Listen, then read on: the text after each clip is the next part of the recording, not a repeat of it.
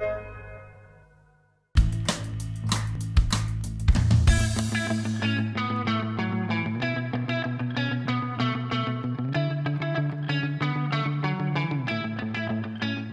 me trouve aujourd'hui dans le Vieux-Longueuil, au cœur de la rue Saint-Charles, devant l'édifice Marcel Robida. Cet ancien hôtel de ville, maison de la culture depuis 2012, porte le nom d'un maire marquant de l'histoire de Longueuil, M. Marcel Robida. Marcel Robida est né en 1923 à Montréal et est décédé ici, à Longueuil, en 2009. On dit de lui qu'il était un réel visionnaire du développement urbain, un homme qui voyait venir les choses. D'ailleurs, ses aptitudes vont avoir un grand impact sur la ville de Longueuil, qui, pendant ses 16 ans à la mairie, deviendra une ville majeure du Québec, une ville adaptée aux enjeux de la société moderne. Ce qu'il faut savoir sur notre homme, c'est qu'il a perdu son père jeune et se retrouve en charge de l'entreprise familiale, une salle de billard à Montréal. Il gère l'entreprise en même temps que ses études en sciences économiques, politiques et sociales à l'Université de Montréal. Malheureusement, en 1942, la conscription de la Deuxième Guerre mondiale le rattrape et il doit partir faire son service militaire. De retour au pays, il décroche son baccalauréat et pendant une quinzaine d'années occupe diverses fonctions au sein de l'administration publique et municipale. C'est en 1966 qu'il est élu maire de Longueuil, en pleine Révolution tranquille.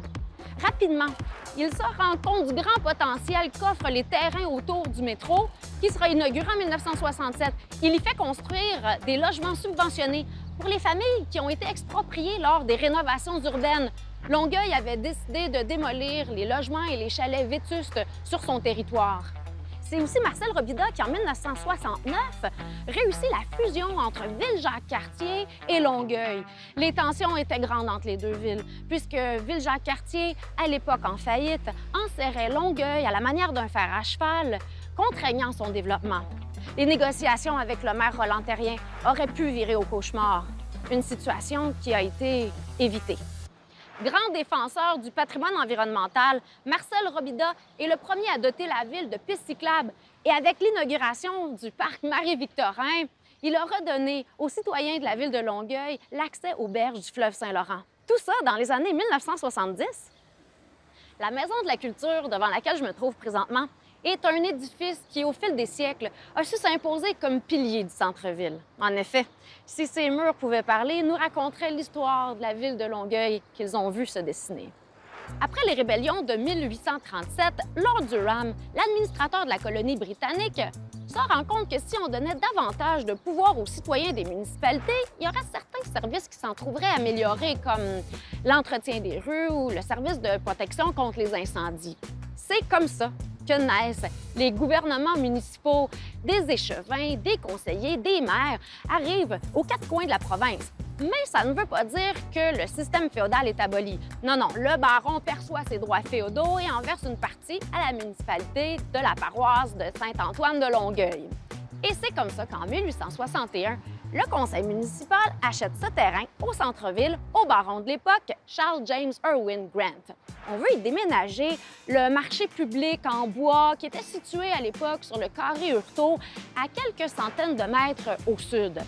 En 1869, le marché est devenu trop petit et on en construit un en briques. Le rez-de-chaussée sert de marché et le deuxième étage de salle de réunion pour le conseil municipal, et ce jusqu'en 2012.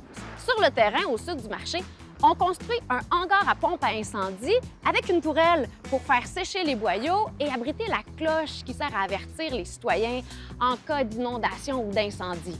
Mais malheureusement, ironie du sort, en 1907, le marché est la proie des flammes. On le reconstruit l'année suivante en style néoclassique victorien et les deux bâtiments seront fusionnés en 1913.